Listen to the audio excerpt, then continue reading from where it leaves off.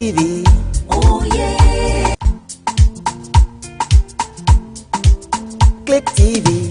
Oh yes. Click TV. Your number one spiritual and entertainment TV. Click TV. Oh yes. Click TV. Your number one spiritual and entertainment TV. Entertainment. Tuntum sao Debbie and one of Mr. Momo whom done patcho Zenamity technicians homo paddy or more waste me so more the Jew. How dear, but the mamma not says still, but I see you saying I'm moving near Mayamo.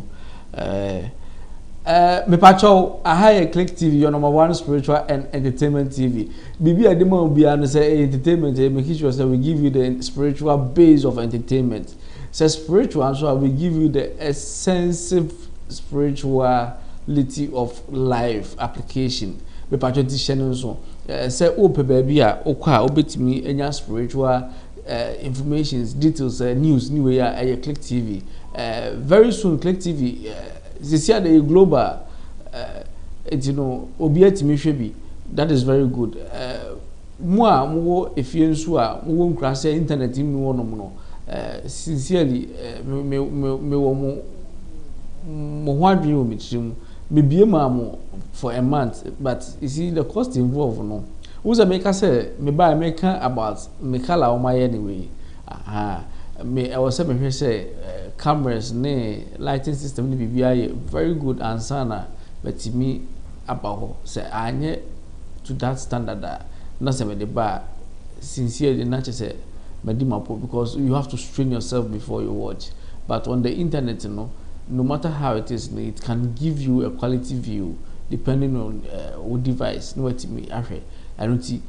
So when you be over, say no, no, so intimate TV. So I catch us on to what say. Na me go to susu. Susu no ye susua. Yebeso digital channel na mano na what me enya. Me 101 e wo the TV so na watimi ahwe babia wo bia no obade nhira o me pacho enra obi bedi akon unya 20 gigabyte of data me wie no producers no mo se wa ansene o number no ama nti me pacho se uni Ghana ha anaso o Ghana ha no mo pacho se no number na bra na ube 20 gigabyte of data na unya no pacho it doesn't matter the network you are on.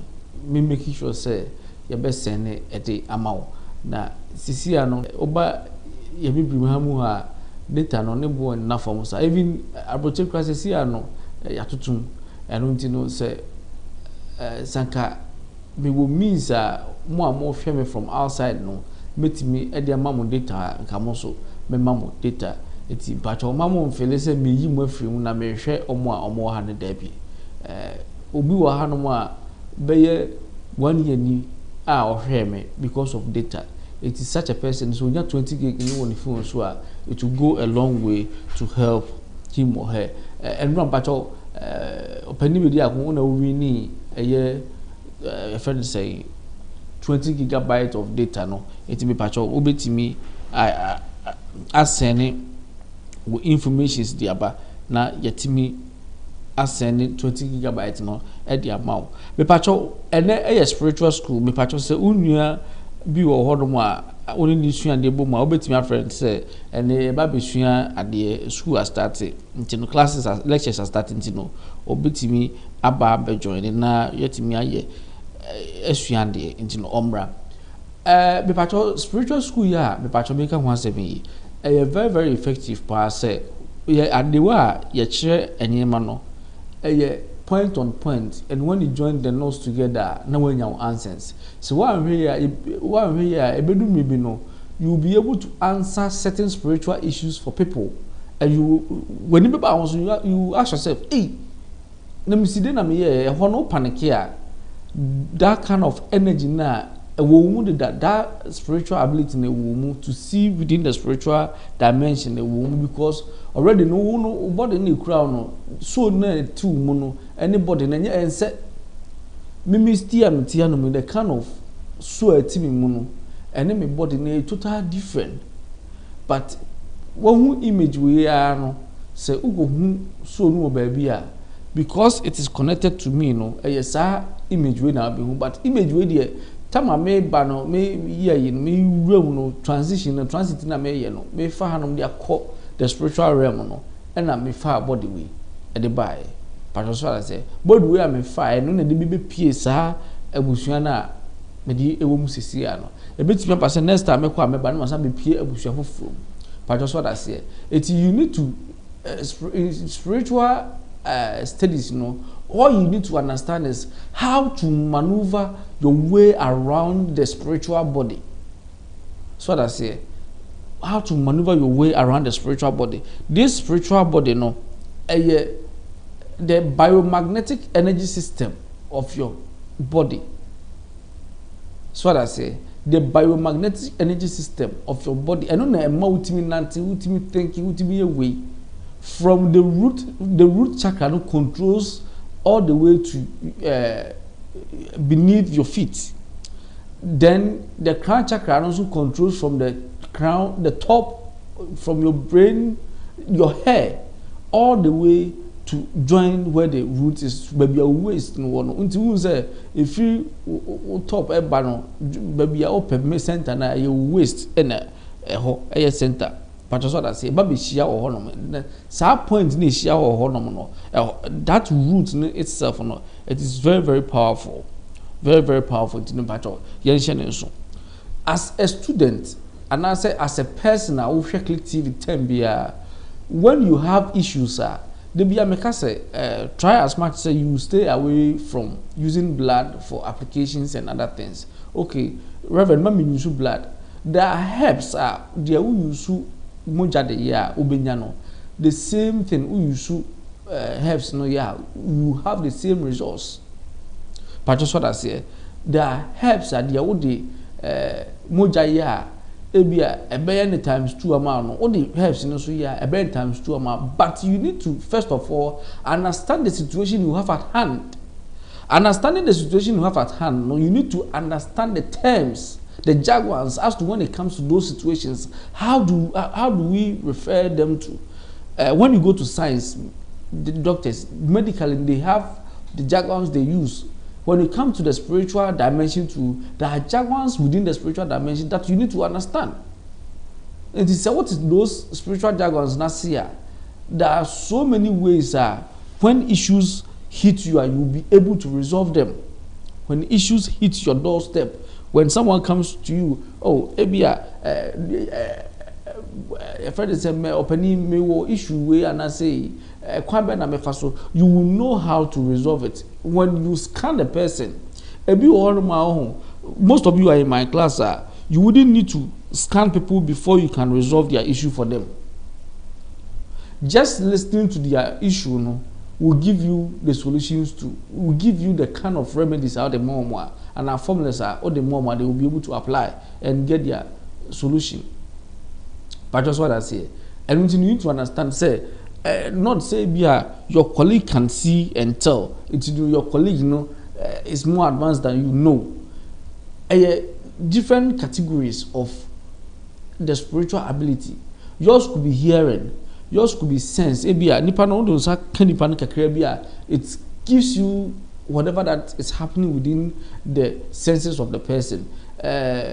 Obi also you can be smelled. Just the smell of the person can. It also maybe it can be taste. How it's at the end of the day, no say way. Nina comes to the same junction as to using herbs or using any the universal permitted your friend is saying materials not for spirituality, no, that is what you will be using. And there are so many ways you can go around with your spiritual activity. and you have your results coming in smoothly for you. And when the results comes in, and these are the things that comes with it, you get gifts. But just what I say, you get gifts from people. They will be we have a chill way, and they say we will babako or brain in so say way you mean sanu edwuma meye it be pacho jimi sanu edwuma meye the product in free move no pacho ene healing hands for me feed mu nyina enti no ono na no ma obi a lunch me pacho so hu eno wo ho wo no obi betimi aba o se ene no me pese mi ntofu ama obi a so but sa enyema no se start se ba ma wutru nya wo de as a spiritual person so start say unya gift as a result of enyema wo ye bankrofo na omuye we ma wutru nya wo de so ma wutru nya wo de pe it will affect your chakras it will affect your chakras, and once it affects your chakras there's no way you'll be able to perceive the things you do for them to get such results. But just what I say, there's no way. Enti mi bacho she ehwo no so na ebeboa pa. She ehwo no so na ebeboa. Yehwe say obi aba won chen o yare. Na nipa ne yare na o yare no. Hu say ma check ya mi hu de ye nipa no. And then I'm a fast one. I come back. I'm a fast one. But me, enya adi am the candy panwa ne ho beto no. There were so many ways we hold my bet me e the candy panama no ato no. But that day ne nipa ne buy no. Se e bros na kire wo so a me pacho ubetimi ama nipa na ko. Se e bia we develop ho no to the extent nipa ne ba wotimi nya baby da. Man baby no na. Na anajono and man na be about living the day before you start with ginger. This is what you do. Per ginger, per salt, per alligator pepper, na per cassava leaves. There was to 7. Cassava leaves there was to 7. O per sa cassava leaves there was to 7 na. Now de sa ginger, alligator pepper, salt ni na egu. Na wakabo so.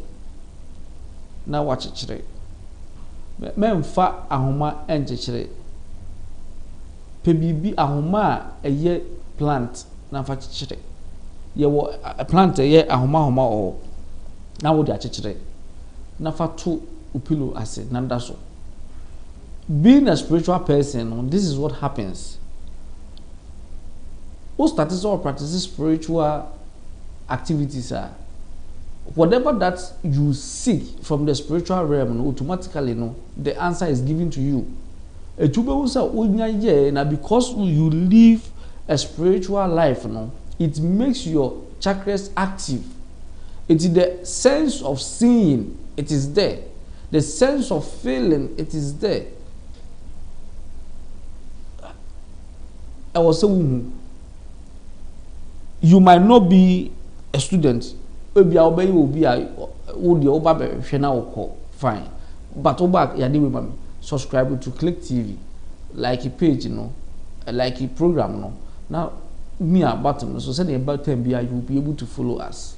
But that's what I say. Oko Facebook nso apacho you the same thing emame you better as the mama can show say who United States of America me pacho between 27th of February to 10th of March, 27th of February to 10th of March, me by United States of America and USA. Into what you will do is say me numbers in the good screen no, for numbers na up book to honum pacho bina me ba me say me kono enipa do say na me kohwe wo enu ntinu say but oba me nchen a obi wo no mo a ma travel all the way to US and anaje me no wapa be hu me so nipa de be hu me a e bia phones no ni medi nkomo onyapa no be hye ho no mo a e betima take one na ompie ye so e ba sa na bia ho so ba betena ho no obetra hono mo obebre which might not be fair.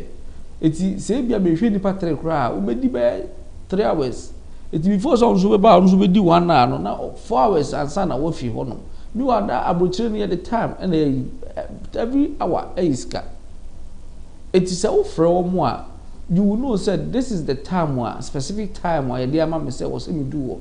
Enu no ntinu unum say that time when me kodo wo me phone so say time when me share pass mercy time when me co break bisa resume time when you know ma emedu wono me twen more than 5 minutes uba enu ana obi ade oho ni pie but just what I say enu tin say utimi frɛ eye numbers healing hands offices na the Holland in Ghana o frɛ sa numbers ya ebeboa ama o mra o ba be di wo ho no enko yes obi ba no do di eba aye so eno no sa no oba betra ho no ma che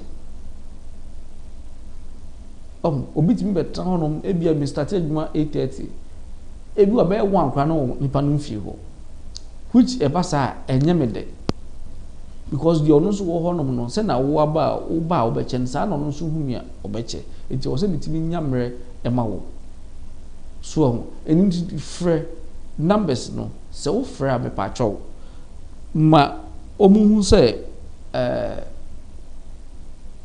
obese omra me hume weda wa humida wo humida wa humida pa chow frɛ wo humida onso frɛ na omfa process no mumu ma o time a o de ba be hia me enti de no unum se ebia Tuesday me hia reverend 11 am a 11 am no obeba na me o no me hwen but enko ba say Mary na bia me free elevator mu si from na ho na onsu ba be share me 101 e wani ensan ko e ba sa excuse me to say o se me no kwa because me di appointment na maybe na me appointment to be fufuro me nya enough time amount it me pacho free numbers na go screen so no na ombe ma o appointment na wait me ama ye hia na ya di ye ho nkomo na sunsun no dia e ha ye no yetimi ahwe a resolve tino oba de nka ho na US for pacho between 27th of February to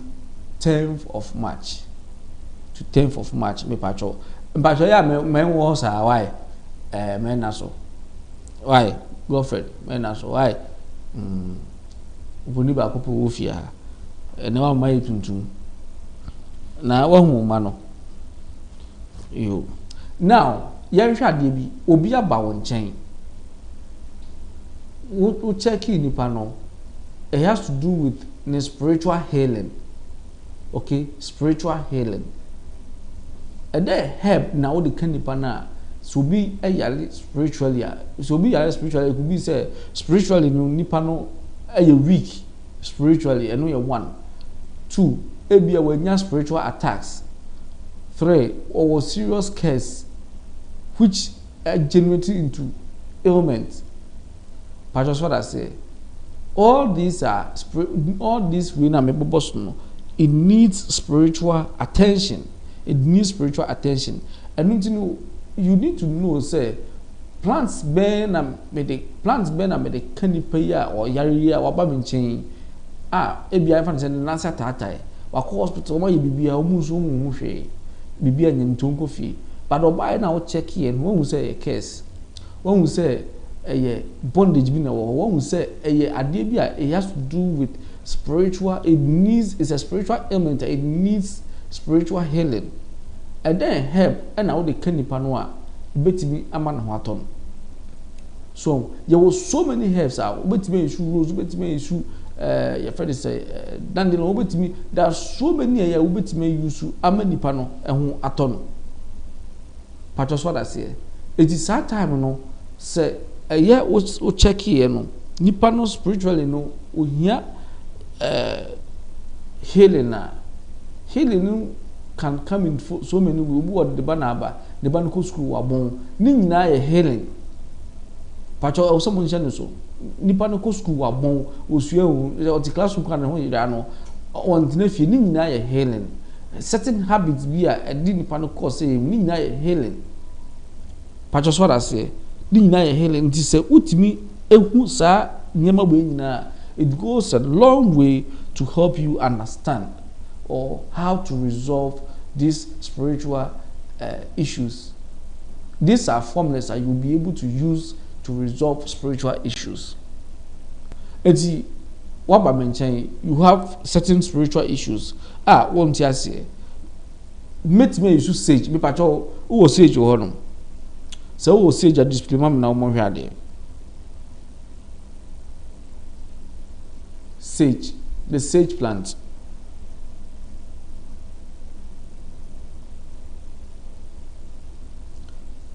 Sage enunie enti patcho ya men wo so a one say na plant na tie no. This is an adapted sage. An adapted sage wey obi na adapt e na wo ni fie. Patcho so that say say o adapt sage sing as a spiritual practitioner. Na oba me office abo say plants wo no. Why? Because I deal with herbs and I have certain herbs they help me to balance my chakras. They bring me out of spiritual dangers. And automatically those kind of plants I make sure say I'm always surrounded with them. And to buy my office I won't say be a catos you say I mean varieties of plants a beautiful fear. Me what dia menene da me what dia me ni dware me what dia me ko kitchen ho. You see baby me ko bia no I've surrounded myself with plants. If me come care mkrampo a ebia me wo aloe vera wo. Aloe vera it prevents accidents. Obi a ohwe me a we use aloe vera ebia nka oye in the course of having an accident no. Won't say the accident eventually doesn't happen, but maybe amount the hitch of it, and a fraction of it when we say the battle. I don't know as a spiritual practitioner, there was so who signed them away in into nipa the buyer no, and you more can in no, connect or can in your manual. Maybe who use different, who use the astrological way for screening the person, who use stars, maybe so use herbs. Your herbs be one more opposite. Nipa de ba won chen oposa now the forward nim automatically no it reveals certain things to you and no we use a and also ho ebia wo burning incense ebia wo use oils it nipa de nya wura ho no pe etwa de bibia ma so and the etwa ne sa ma no what do you do with it you have nipa no who say it has to do with healing.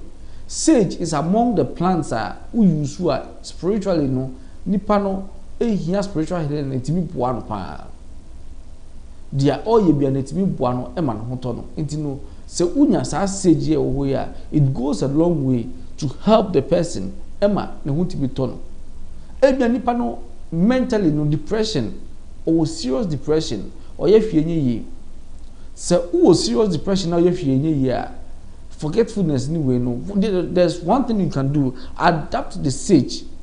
Adapt it and always have it close to you. Maybe at your window side, baby, you will see it. But that's what I say.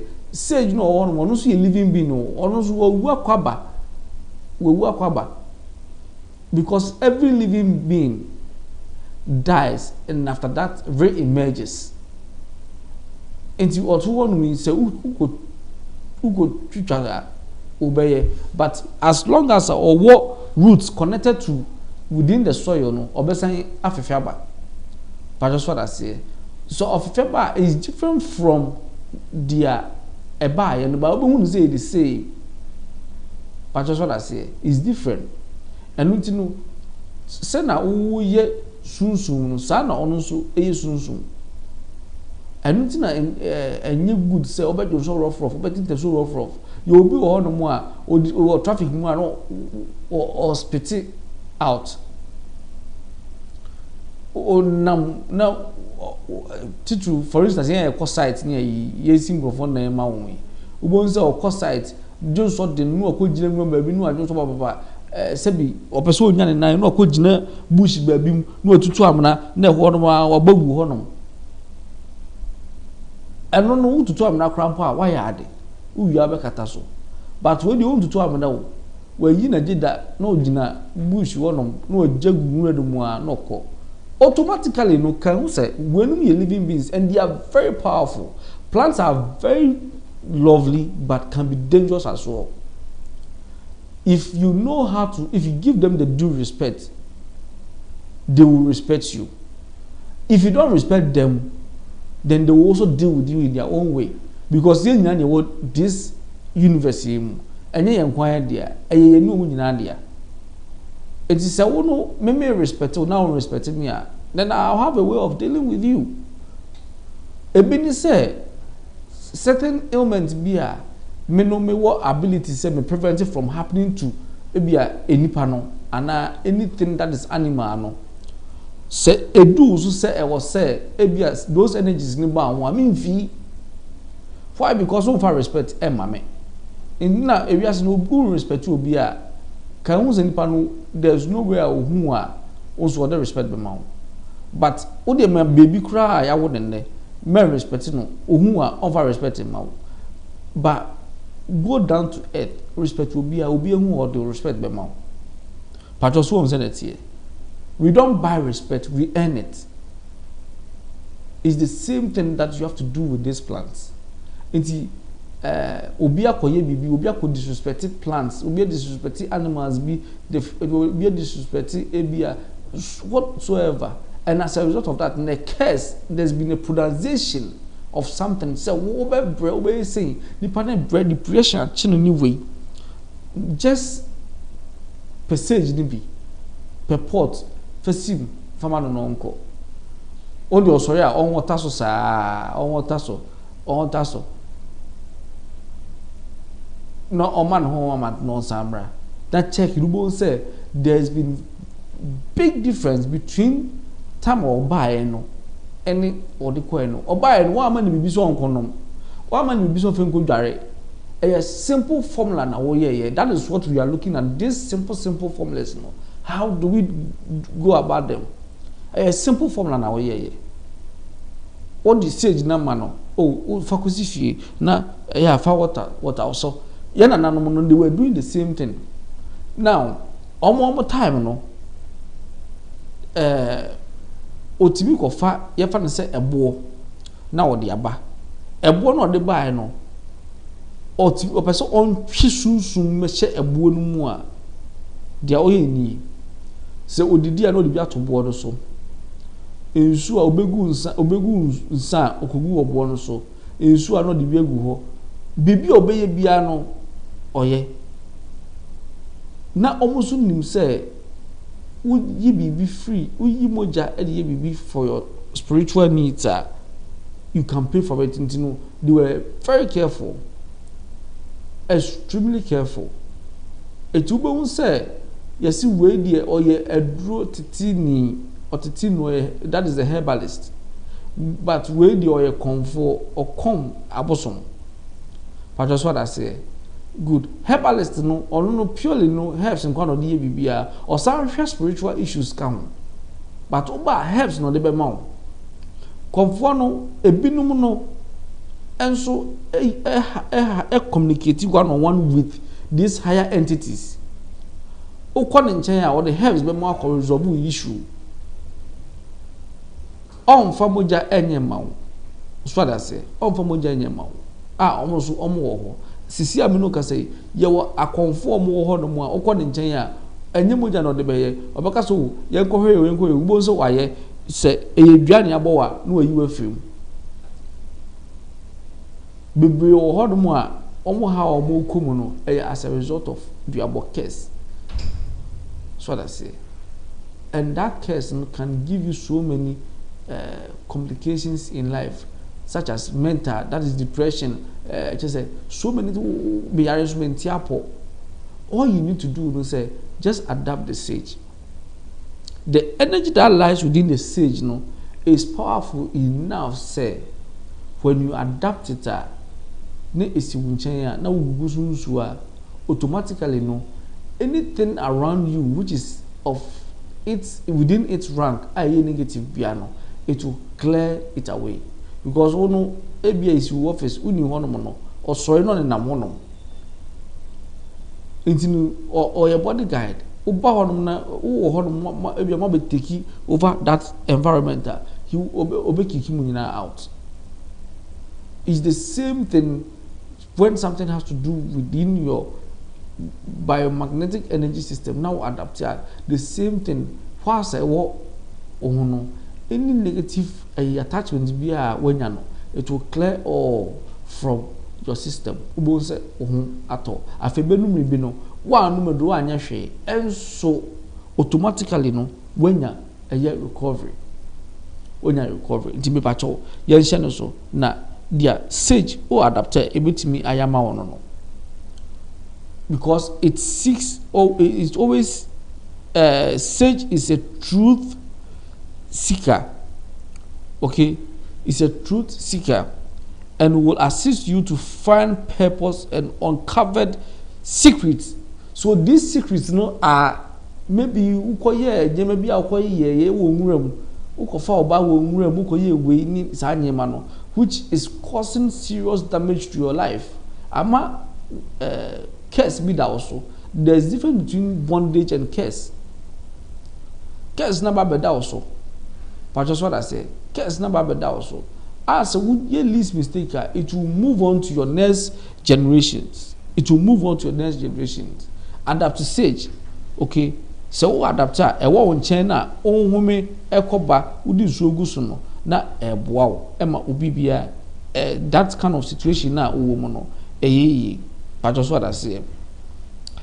Sage itself no can help you to understand certain difficulties in life. And such difficulties in life, no, mami really comments in ameba, make sure some of the difficulties in life sage betimi abwa amawetimi atiase. From Yusuf Islam, he says, "Good evening, watching you live from Bahrain." Okay, Yusuf, thank you so much. From Yusuf, I said, "Reverend, we appreciate your efforts. May God continue bless you and your crew." Me pacho be dase pa be dase. Ye yine dase. A friend is saying, "What friend so what?" Yusuf say, "Yamishra munyina, my menim tum no. Mo hwe na munye hu bibi." From Black Soul or say, please. Black Soul said, "Please laugh like and share with your loved ones." Okay. Oh, Black Soul, Obadi Inshra. Kwamna Boache, Kwamna say, "Good evening, Rev. Good evening, Kwamna." Now I want to say, Bijidi so Obadi Adaroma, Bibia, okay, say na also offer me, Bibia, okay. See, Bibia, no okay, Abibacho, Ubetimi, afre numbers, ni good screen, so no. Na, yes, yeah, then, from Gabriel Opoku, my brother-in-law say, "Rev, please, I will call you after the live session to discuss a dream I had with you." Okay, if you see me in your dream, it is not me. Oh, I contact. Thumbs up, Rev, for good work, for good works. Thank you so much. You see, one watch here about me. This is 100% gold and diamond, which comes with a card, and that card no itself is a diamond plated, and that is what say me if I should misplace this a year, it is ensured when I go they will give me another one. I mean time on watch, but because of my power no me watch, and me watching so is always this watch pen and a mebo. Tell me, I mention short sleeves behind so here, Bozimabo, way or I contact that turn, especially for me, say, Memo, or say I contact more watch, Jinabo. Minia Ban is any board ding. First, man was Debbie, Mammy Tomano, and truly, gradually I'm becoming a lover of watch. But just what I say, that is my contact, my contact. And I'm because I think if you're my one inside, I can pay a wire back what they can because of share back on the year. I was able to be back on, but my short to my it will fee. ebi nyi ba nti no men worry what ebi nyi ba mepe bi aka ho mepe bi aka ho na wa ya ade wa hwe wo nyina wa hwe ama ebi aka men so oba de nhira oba de nhira di America na ebi no se o hwe grofo de na yeye a o so de yeye me bompa ese grofo wa yeye no na me so mi nua ba de yeye na me so ebi kame enu ti me pa cho eno no wo ho eno no umma otimi nya wo de wo ho but you appreciate and then you make more effort say how anyama ye no move na baby bi fi bae no ebi etimi san free hard ma baby na ye ka sage before abikoko read comment no me patcho so wo United States of America me patcho numbers no na egu screen so no between period am de be wo no in and out no and the office 27th na free office on the 10th it be patcho mention so na muntimi enye now in case say with the sage dreaming of sage is real. It's not common for you to dream and see sage unless spiritually you've empowered yourself, you've given yourself too much spiritual discipline before you begin to see sage in your dreams. Okay, and when you see the sage in your dreams, okay, it is telling you something within your biomagnetic energy system, one of it, and as a it's shutting down. So as a spiritual person, awake and repair those energy system. So as a disc now, a feedy body, those discs, ebia scratches about baby, and just be self-aware and heal those discs. So healing those discs, if you are close to sage, okay, automatically it will help to heal this. And I say, because you are a spiritual person, you will have the knowledge in making sure say rose will be able to help balance all my chakras. Balance all my chakras. It's what I say. And you say, what should I know who sage said in your way? Ewo oda yemwa chawo say masa spiritually no weak you, but due to the excessive attacks about also no or system no there are a whole lot of energy secretary one it is weighing you down. And you said na make us say most spiritual practitioners they end up dying before their time, and I say some do commit suicide. And I said, just said so many things. Why? Because I never be one my name or the macron we are also cleansing on cleansing or they go. I did channel some baby issue. So the same issues keeps on accumulating. It's the same thing applies to you. You being at home and watching me is the same thing. You are there. At the end of the day, this is what you do. Oh, sorry, you apply your salt, you do whatever it is, you go to the town. When you come back, energy now they buy, you don't cleanse yourself. What energy be breed yaba? On cleanse now the same energy now kwakoda. And the adebachi, obesa kwakoye we no. Can you say they are all year no? You are doing for that night no. And the trouble that awaits you for the following day no, it's still there. It you say kwakoye marketing anyway. As a result of you don't continue with your spiritual journey.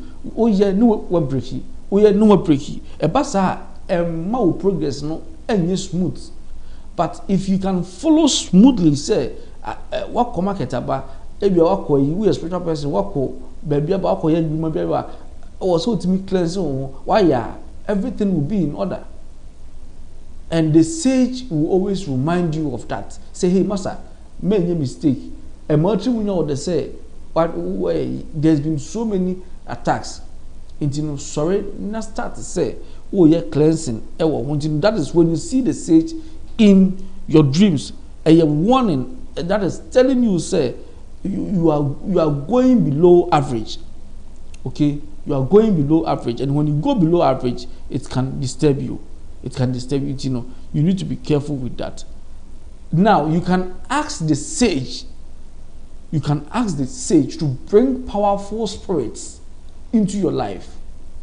Talk to the sage, because a lot of higher entities, because of its knowledge when it comes to it, is a sage, you know, it's a kwakwananse. Osma kwakwananse obabi ya de wo be kasem no. O won ma no de ya fa de say or the baby penny pa aba ufi.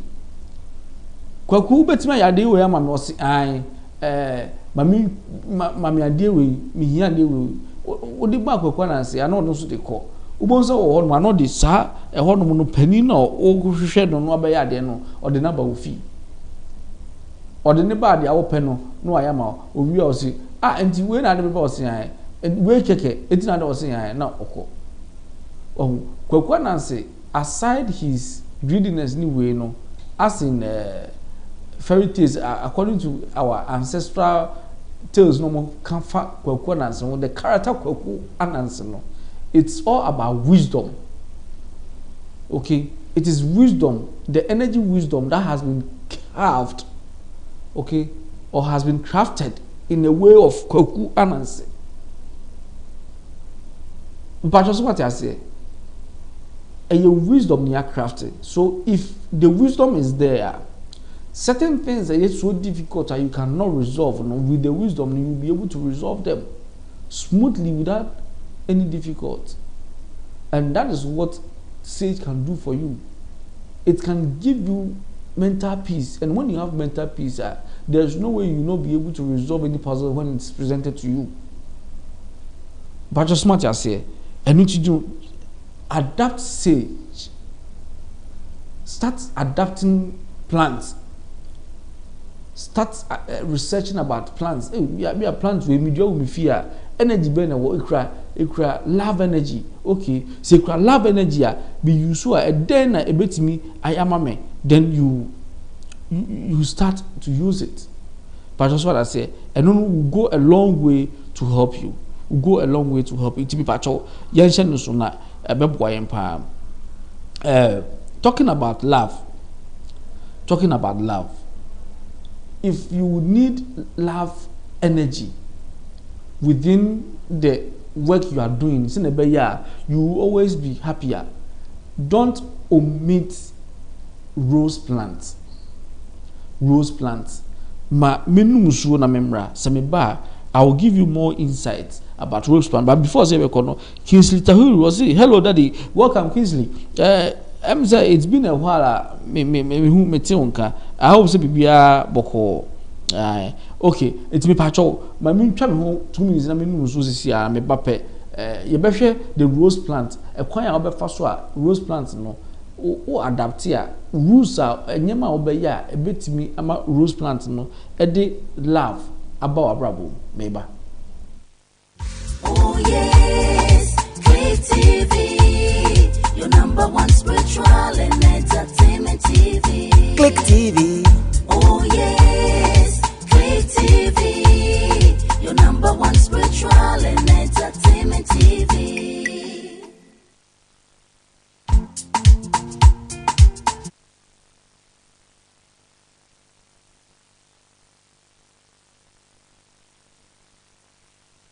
Entertainment TV. Click TV.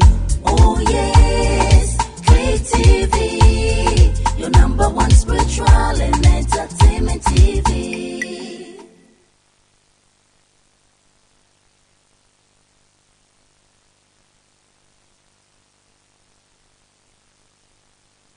Yeah, oh yeah, Click TV. Baby will be a obadi in Shano if you say, oh yeah, my Click TV a 1 year capre. Oye ma Click TV a 1 year capre. But just what I say. Oba healing hands. Already know say metime ya sadi we mam. Eno oye ni nyina just without because I can we say me see me omo nyama me a me ko hu omo no nya. My men trebe $1,000 for this. But so otimi yema me free no. Oba de enhira no e wo ba bi wo bia na de oye bia no enkoso man from. Ebe ba choye kona ye kan rules. And before say make rules, but more and more United States of America, be patcho number no egu screen no so patcho fair. me bad days am de ba no na wo no pa cho se wo fra buku wa ba me nchen da frɛ wo ma me nchen da frɛ me pa cho se wo ba abra se bi wo ma kan che me o man seni me sori no pa me be ko office o man seni ma me se edipa do do a wo hwɛ ni na wo ba na wo di nka ho a sincerely e bia wo betra ho no ma hwɛ o mo a o di wallets ni so nyina wie ansana ma ba wo so me pa cho se wo ho so na e bia wo do obi ba be hu mi a dia message wo no se frɛ na fa nipa ne details ni bibia ma na o mu hu se in a day no e bia mo ye nipa 4 na mo ko e bia in a day no obehwe nipa 6 ana 8 4 no ye bidika book by 5 until mo be bro so by 1 until e the following day no ye start until ye dem ko the following day na for ya pebia kam ho na ye 8 ana 7 but so that say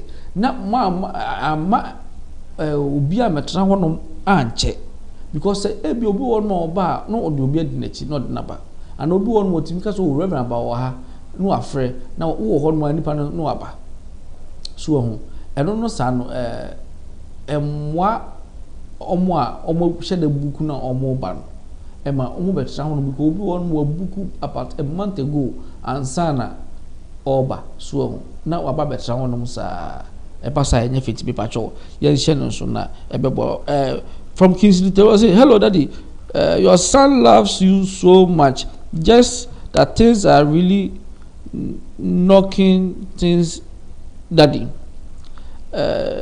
things are really knocking things hey sa brofu we dey asemo things are really knocking things producer sambre biom does it mean things are go if you say things are really knocking things now akoye bibi spiritual ama akoka obi anase say things are not really knocking things enyema is slow amount mami hu if enyema is slow amount then we will know how to go about it Kingsley why me that say me pacho the reason why in this trip member the end of year and beginning of year charity dia obeye ni me pacho pe obi a ohwe no a owo in need start omo me adwuma wa hanam crew ni me makacho obi a me koye me dia men na bia u tram kam godi machi a enwen sa me no na ye o me yama me ye ne me ma me yama teza ne me ma pacho so that say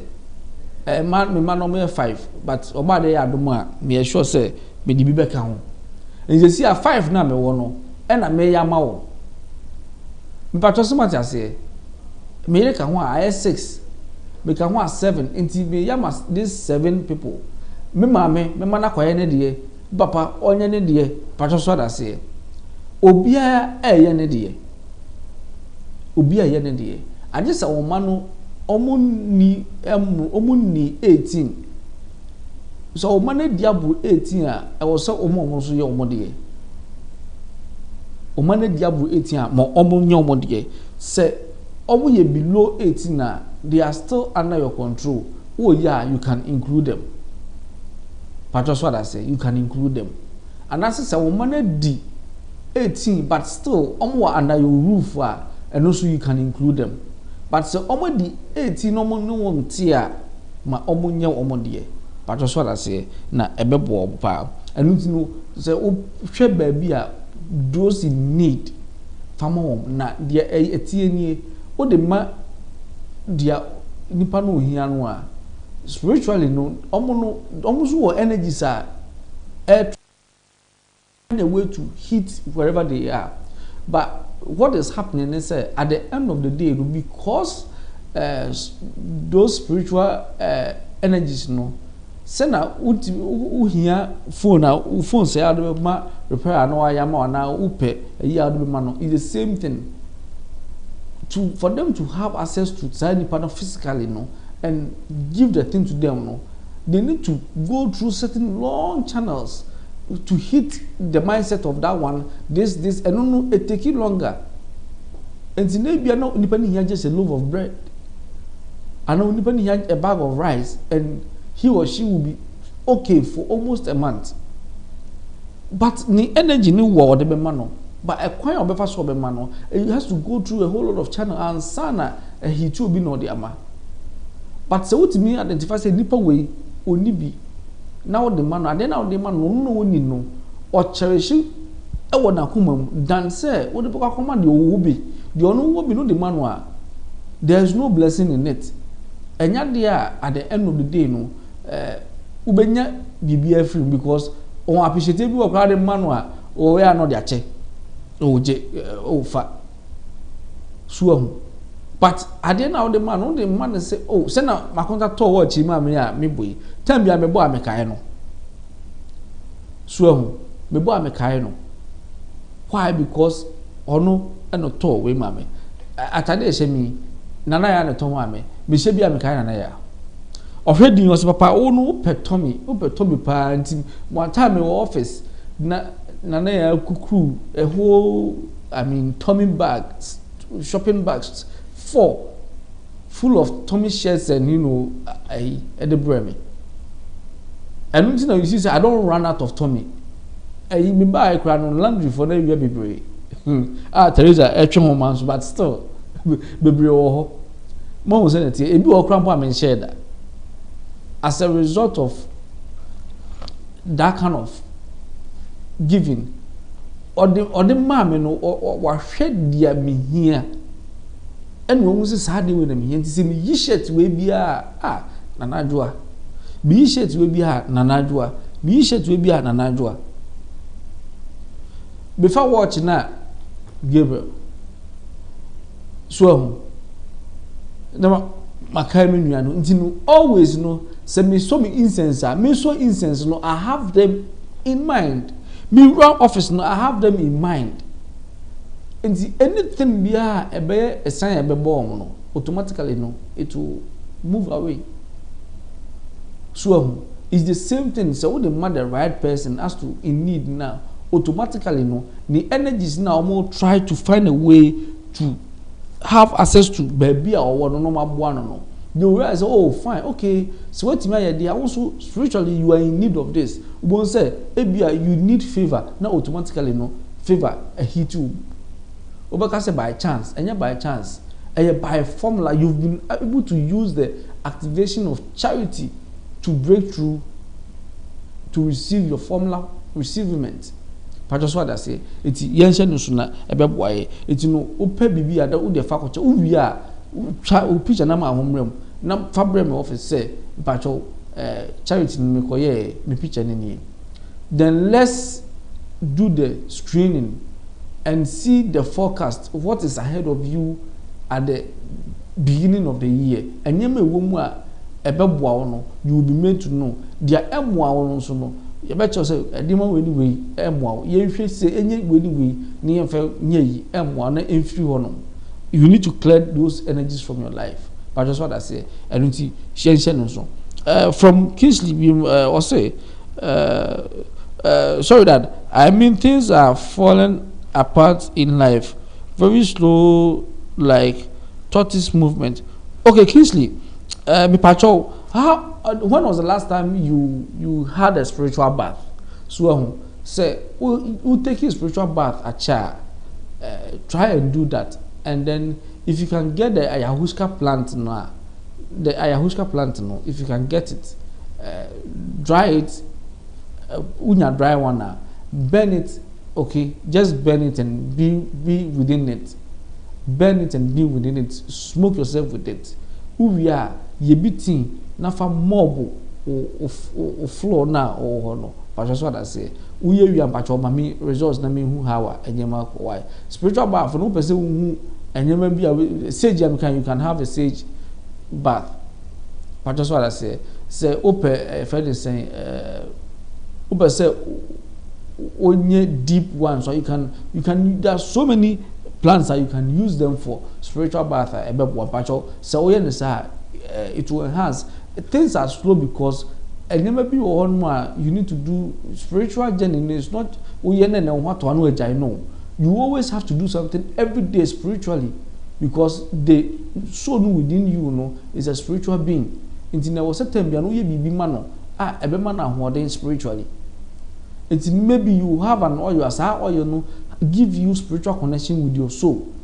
It's maybe I apply now maybe I and no will help you It be pacho check is anyama na me say where's anyama ni na wie na still nyama yesu la pacho for office line na request them no nkomo why tell you na ye how you be resolve bibia nothing is too hard within this universe. Why about the encounter? Now the rose plant me jidi say mu bebre ni rose plant but who rose plant or the rose plant, how is it like? This rose plant can go a long way to help you, and for you using it for spiritual purpose, as to inviting love in your life. Before you can invite love into your life, no, you need to first of all protect that energy called love. And the plant that can protect your love is rose. Rose can protect your love. But just what I say, it can protect your love. So if you always know rose one, wow, Emma, omo wo nchen no se odo enimu krapo na odoba omo odo nimu no automatically no this is white rose. Yes, this is the rose plant. So on say na tie no me pacho wa kasa wo betimi se wa wudua o say if you grow your own roses, you will create the spiritual shield of protection for life. It's in se udua rose will fear spiritual shield for protection. We have protection for money, protection for love, but what we are talking about here, we are using the rose for love. And spiritually, anything that has to do with love in your life, there's no way the rose will be omitted. Anything that has to do with love, there's no way the rose would omit it in your life. He will make sure say you have abundance of love. It gives you protection against energies they bring sadness into one's life. And these are some of these sadness, they can give you an untimely death to some of your loved ones, and that can really affect you. And the effects na say you have a total shutdown of the chakras. But the rose will fear now we healing now cover now we are almost move your no, and I say your loved ones, no matter where they are, no, when you mention their name verbally, fear, because the rose is protecting you and anything you love, no, automatically they also receive the protection from the rose. When you say the rose ni ko jare o, when the rose no fear, and answer when the who adapt rose no offices you window as long as what adapt na one chain no, automatically obia or one chain biano is also shielded, because the rose no gives you a lifetime. It's a platinum protection herb. If you want to prepare a protection herb which casts across all the energies, the herb to use and the plant to use or the flower to use is the rose plant. And a coin of a soon failure would they adapted plant a wolf your garden obi on or ye outsider you will be and perform they do rose plantation rose would no more trouble beton. So rose last time Bibisa now will be here blue rose. Obi say blue rose new on say okay. Oh say these farms no send the timiki can and more boom near different species no sir. They have a way obetimi twa we their boom. Ebeba no na ma blue color. It is a first, that's a blue rose new one patch, and then so my also blue rose. There are people they are really into rose plantation. And if the person is into rose plantation, and there's so many ways obetime produce all the colors that we have in the world by combining different colors. from a baby stage uboze obenyi no a also abado na waye I say material no makofa broni no na wo me man na bebe nyina ye half caste ze menua odi machi menua small boy one broni abrofo na wo ne man nyina ye half caste but just what I say the man nyina ye half caste why because ono no body no kura no etuntum na akohye obi ane de no eye fita eti nzo mu hia de fimu ba na etuntum ni fita tuntum ni fita ne half caste no but just what I say eti to shene so mame enti se o ka se blue rose ni ono mu a why problem ubetime nya blue rose ni wadua blue rose eboa very much in for those who wants to have spiritual breakthrough in so many things. So we use the blue rose now, it goes a long way to help you. Now, not to talk of having it in your garden, what planting or garden, the kind of aroma be and because the rose is there, no, that energies are maybe say me snakes it is a mikozu because me papa kumasi zoo. Now I say you go here baby I want to when I'm so on come me tiger or stress I say na say omo ayinu enya do I'm so on come just the sight of it to cry me painting me nko is the same thing. There are certain energies the rose no is toxic to them. And the fact that rose is living in your garden, no, ma will tell you to cry no could use rose there, a could die na man problem. But just what I say. Because you are highly protected, you are fenced. You are fenced against those negative energies. Rose are fenced and are often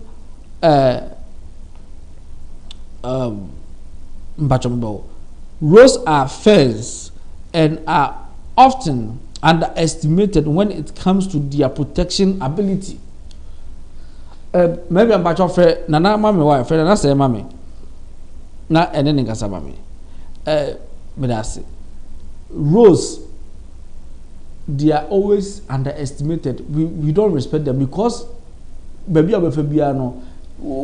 This one is talking about rose plant. We underestimate them, but it's one of the powerful plants that it can give you protection when you adapt them.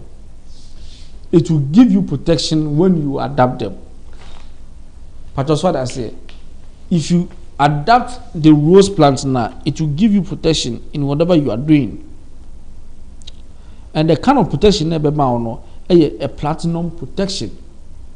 A platinum protection. To be pacho, Shannon so, mame. Me underestimate rose. Say, obi, odofu bi yare, na wakako strano hospital, to rose nafako. Nafako mano. Ubo se ebe boa ama ne ho atono. Ebe boa ama ne ho atono. Ebe boa ama ne ho atono. Producer pacho mo frɛ nana mame wa na say eba me. Na monche ne say maybe I'm a friend. Enti mi pacho Shannon so say rose say onye planter ne ho won fa so. You will find rose bushes around the homes of many spiritual practitioners, especially the indigenous spiritual practitioners like our grandfathers, our ancestors. Over centuries, they were using rose. When you hear this movie, your friend is saying Black Panther, one will say when the young man wanted to meet the father, no, at the spiritual dimension, no, the father was going through the reincarnation process, no, to come back. A blue rose, and no, and the call or falling into trance, and the call that spiritual dimension, or seeking advice, and was by. But just what I say, and you know, young Shannon, a baby. Say, yen for rose in young, if you know, say, Uber say, and yema etimi ma protection, a protection, love, a part of it, money, those things in it protects you from lacking them, from running shortage of them. It is a unya rose for it helps.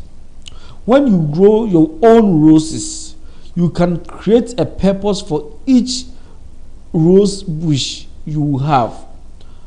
One for protection spiritually, another for protection for love, another for protection for money, another for protection for third eye, another for protection for childbirth, another for protection for you name it. So many. It's when you rose, no, you can portion them. Say this side no there, obi here fertility met this side, obenya ba. So obi here sika omra this side, obenya sika. Obi here odo omra here, obenya odo. But that's what I say. That is rules for you. And when people are connecting love, they bring rules. No, rules has been there over since the beginning of creation. It has been there from the beginning of creation. It ignites love and it protects love, and anything that you love, no, it protects it. It prevents these negative energies from having access to them. And the where it means, they say, because rose is the only planter, it can repair all the 7 chakras. There are some, but it's the common one that I can show you. Rose is the only plant that is common now. It can repair all the 7 chakras for you, from the root to the crown chakra. From the root to the crown chakra. And when your chakras are balanced, there is no way a demon can take possession of you. There is no way, no way. Whatever that you set as your goals, you will achieve them. And then you can still work with the rose even if you are unable to grow hair. And the fact say maybe I want to be adapting rose, no, doesn't mean say ten bia no e bia betima pe flower e bi ukoto rose na da babeshim obusu agum na wo dia babeshim si wono ma na dryer. You can make good use of it, blend it, store it, and you can use it for your rose bath. But just what I say, it's from okoto besi wona only needing komo ebia. You classify, I'm starting a new business, so let me get a green rose. Not got to green rose about purposely for your business. And the more money spacious place, like maybe you can go and buy and put it there. But that's what I say. But so space you can start planting them. I can't remember mother catch me. Mother say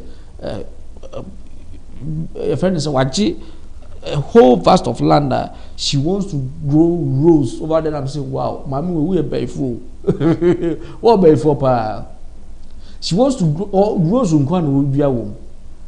and the purpose of growing that rose, no, okay, at the end of the day, no, where she's a queen mother, no, she will keep it. It will bring a whole lot of attraction to that side. It's the bedroom that side has become so hot. Be a cohorn. There's this positive magnet or a chink of focal honum. But that's what I say, a chink of focal honum. And when you also could be on baby or himano. But that's what I say, who could be on the so you can imagine. In Tibia or say, what to say, a honum, a most new year, but something spiritual a leader has done. And na akofa those results na ba no intinu say won't be nua na won't be, or you can buy it wo dey time bia na make sure say you ebia this week rose color we na time bia you have rose at home. What I say, you have rose at home, it will go a long way to help you, because when it comes to roses, they are queens, and queens always get whatever they want from the king. What I say, so you should be or so a year and your money that is when she can be classified as a queen. man a monye nyema mo kwan so no, don't expect say your husband will treat you like a queen. No, there's no way. But if you do it as according to her, you'll be treated like a queen. And I also know do things I've been treated you as a king. But just what I say. Now, when you are treated as a queen, whatever that you desire, you get. Because the rose, is queen among most of the male plants, the rose is able to negotiate her energy with those energies to make sure that whatever that you want, comes into your life. That is why it is able to, and why is just a plant, a flower on its own, but it is able to repair all your 7 chakras. The secret is, it is not that rose alone that does it, but other plants are and also rose no timi siki omo knowledge eba dia omo yem ema obeboa ema omo timi enya results to whatever issues are obuko. But that's what I say. And you live a luxurious life and you want to protect it, use rose. You love expensive things, you want to protect it, use rose. You travel around the world, you need protection, use rose. You want to maintain your beauty, use rose. You want to maintain what makes you feel, I am this, use rose. Use rose. Use rose doesn't mean say apply it on your body. Adapt it. What is there, as a unya the the presence of it alone, those energy within the rose, will bring whatever that you desire. Will bring whatever that you desire. And to be patcho, yes, so now it will go a long way to help us. It will go a long way to help us. So that is it for the rose. Say, adaptive rose are there. Ubetimi enyano from Mata Epijosi. Good evening to you, Rev, and all your crew. Thank you, Mata. Ejidi say obada da Roma. Oh yeah. Me patcho say, ubese we share me Ghana hanomwa. Issues be how anyway ya. Me patcho currently me location Ghana. So me location is from Ghana, baby. I want to move. But ubeti your friend number na ewo screen so no. Ubeti your friend number na ewo screen so fra ombejo so na whatever it is no. Wait me abanya trans na yahwe. Say ade a enye susum na physical but ye nkwan e befa so a physically no so no. Ye behwe na wetimi afri muti do but ponhye no so na ebebo mo pa. Me pacho the next plant I have here is the jade plant. Ni the lectures no. Okay, on Facebook. Okay, from you see, I say you see first I say shalom to you all family. Daddy, we are very grateful for the wisdom teachings. Thank you so much, Yusuf. Thank you so much. Thank you so much. I'm saying Mayama from Medasi. Me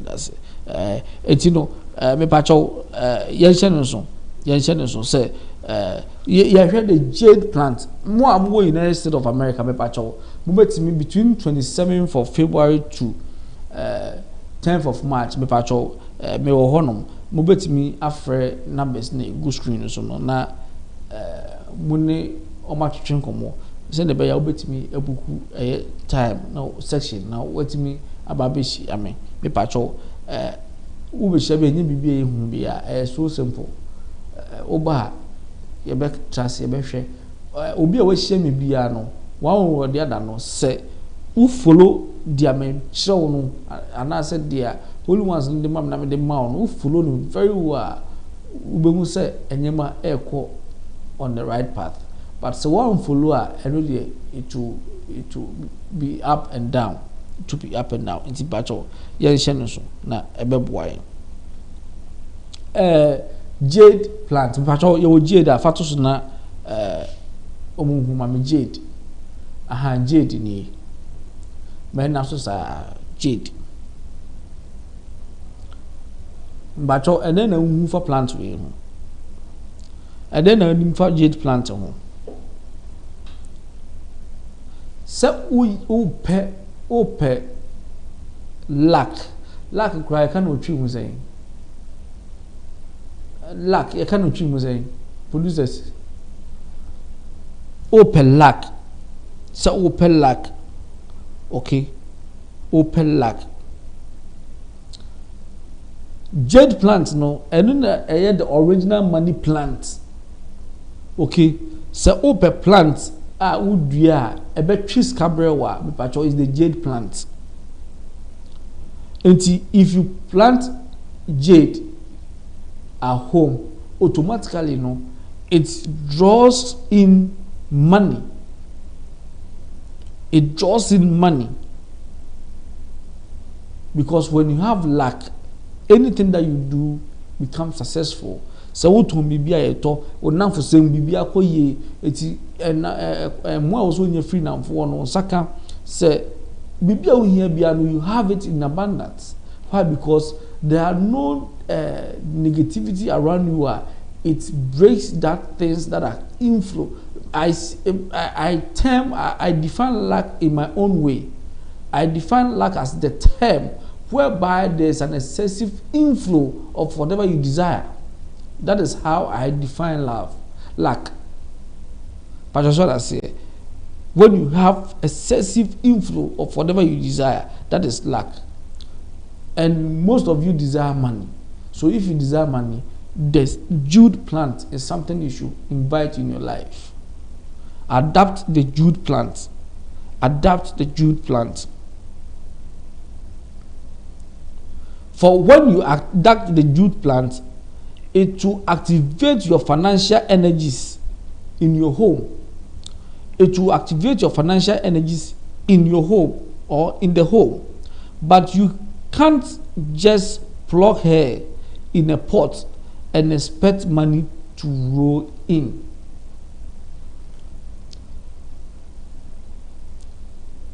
Amp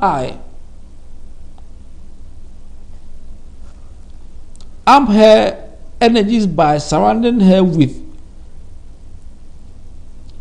good intuitions. Good intuitions. So don't just jade no fee. Now at the end of the day, no fee so we fee. No.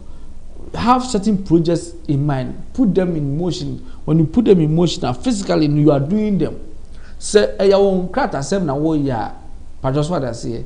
When you me adapt to jade no. Now go ahead and ubon say ebeboa ama kwan bebia ma babia odwen say untimi nwura do ubon say jade nti na wowura babia office untimi nko no jade nti ebi adwuma wonyema ye tough amount jade obekọ just say there will feel say it's impossible. With jade you can do it.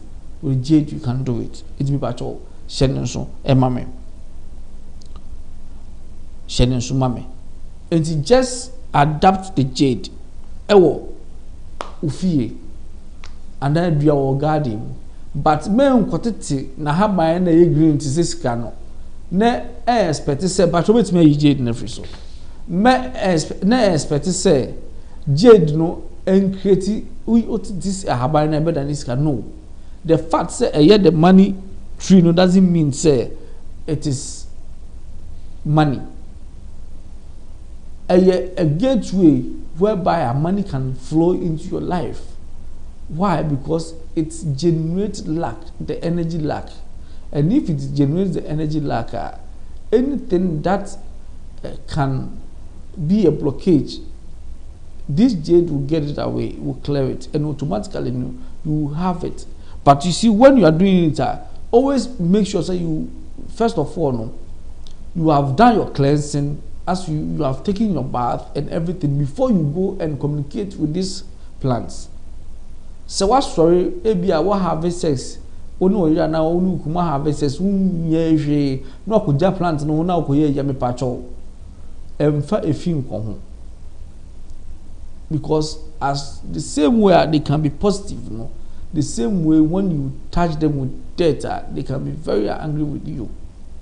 And you say, or my lack, na say, would they be how difficult can it will start creating so many dislikes for you. Into bonza favor na wunya na fe the ethical. These are some of the things you should know. say when you have adapted the plant, you don't just do anything to like work or harvest say you work or ye nyema bia emfata na wo de ba be gina ho. No, yenye ne sa. Those ones that you have adapted, no, you've adapted them for spiritual purpose. I don't need to say, oh, come on, make sure say body no what body physical body no ama cancel no what ho. And the kwan be so obete ho no ma kirem oye ansa na wo have says we waye ansa na wakọ ho. Na eba ne sa time bia no ema ohote ewo plant na ho ntino bibia wo say ode mawo no ode be mawo. Jade one of it. Say would tie the fiko no ho a ye wo obeda na church do nti baabi wo no a wo feel say oh baabi amadu ide enyema betimi akoyi amame no boa at the end of the day nothing enkoyi ma enu timi pacho ye nhye ne so me pacho say wo United States and pacho numbers no egu screen so me pacho frɛ say wo frɛ a o say o pese o mesia reverend you oba ye hia one on one a pacho dia ewo bia no oba de yi kire me ameso meka kire o na yetimi a resolve bibia me pacho ene spiritual class ene yesua enyama bebre as to how you be use this plants surrounding no by adapting them no in our garden, in our homes anyway, for our spiritual works. Ekwan befa so ebetimi aye share the rose you the sage and you jade. Ekwan ya ofa so a wo de ba abrabo mu a enye se wo de be kan ho ana wo de be yewe. But ekwan ya ofa so a wo de ba abrabo mu a automatically no ebe boa ma de we bia no aye yi. Enye de bia na wo be dware ana wo be yewe. But ebi wo no mu a would na wo adapt na se wo koto abesi ho no na wo hwe na wo koba no na repair ye damages a ewo ina so no pacho nti yenhye no so na ebeboa yen pa ebeboa ye oba de adom a ekina ebesen hye biem na yatwetwe nkomo afa abrabom ebekọ ebusuom ahwe den de nyema beprebre yen na yetimi hu kwan ya befa so a spiritually the be resolve these issues be pacho click spiritual school pacho enye healing hands spiritual school because healing hands enye school click TV ena why your friend saying spiritual school ena eja minya kwanya na mabetra so a na ma chechire mu bi enti ebi bedu mi bi no na matu kwan a ubon se ebia na obi aba obi fufura aba no ono so kira de se onipa na o kira de be pa chawo dia o kira bia no se eye click spiritual school a follow no se na wo se wo follow me no a wo ye notes na follow sa se eye click spiritual school a you can also watch and learn something out of it because menkwa na me knowledge there are so many billions of people they have better knowledge than the way I even come and lecture you. But that's what I say. You can also learn from such, and to go a long way to help you. As long as those things will not affect you spiritually, you can practice them, and it will go a long way to help you. Maybe at the Reverend Prince Yeboah from Healing Hands, be free Healing Hands, and I buy. To come and teach at Click Spiritual School. Prepare to all students at Click Spiritual School. My great greetings to you all. Me pamacho the enti amonte me kano phone na Telegram also no. Ebe na daroma o ma me phone fufuro. Me bedu yi no a that's your petua yare. Wa petua yare by force.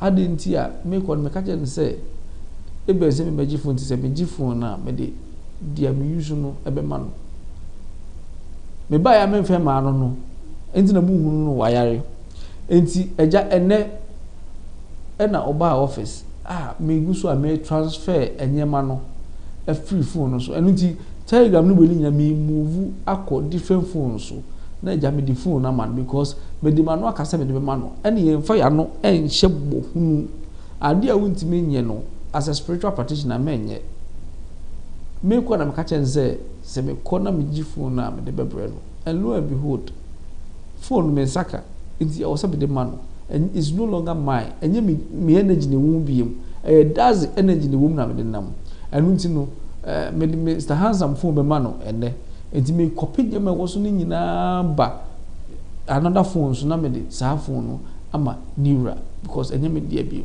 anu nti na me pacho mabusa questions a minti minyi ano no go through that process ti pacho questions no betimi aba se me wi a beba abeyi ni nyina no ama kama be pacho se unua wo US na se ebi o go through difficulties a obetimi afre na wabuku ama no se wabuku a it will go a long way se na be ya before se medu no na onim se ebi abehu reverend that way na ankoye se tam o ba no obefred yes oh and ebi a reverend e will meet you baby to one call office because enye ndani nyana na me call office etina o se wo frɛ se wo frɛ ebeboa pa pacho obade nka obi bia ho na muntimi nyamre na monka me ho bia de bia na insua de ene me gidi se wo sua nyama bebre ene enyama na me kekan no mabobɔ so e de ama wo but a very big key na me bia ma wo no se wutimi ya ebetimi aboa wo e wo dada abrabom obade nka mu nyina ho obade ya adoma eye efiada yebese hia bi with Click Spiritual School da echna obade ya adom dia yebehwe ya brabom enyema akum ene kwan ya befa so ebefrem bedase Click TV. Oh yes, Click TV. Your number one spiritual and entertainment TV. Click TV.